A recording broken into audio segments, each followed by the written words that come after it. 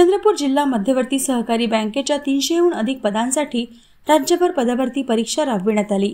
या पदभरतीत घटनेने दिलेलं एससी, एसटी, ओबीसी, महिला आरक्षण लागू करण्यात आलेलं नाही।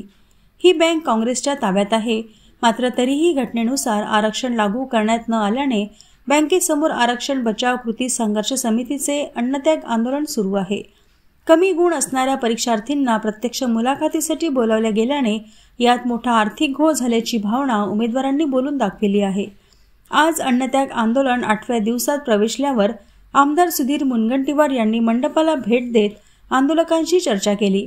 आंदोलनकर्त्याच्या जीवाची पर्वा करत तातडीने निर्णय घेण्याची मागणी त्यांनी राज्य सरकारला केली।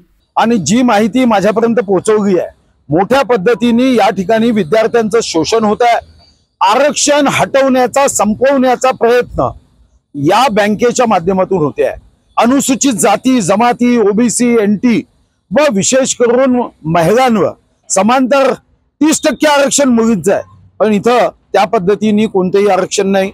एससी एसटीचं आरक्षण नाकारण्यात आलं। हा या देशामधला हे पहिल्यांदा घडत आहे देशामध्ये, आणि जर असं घडलं तर निश्चितपणे ही या देशासाठी चिंतेची बाब आहे। मोठ्या प्रमाणावर परीक्षा केंद्रावर गडबडी झाल्या अशी माहिती विद्यार्थ्यांनी दिली आहे आणि आज मोर्चा निघालाय, आमरण उपोषण सुरू आहे। आणि यामध्ये जर उपोषणकर्त्याचं काही कमी जास्त झालं तर ही सारी जबाबदारी ही प्रशासनाची आणि सहकार विभागाची राहणार।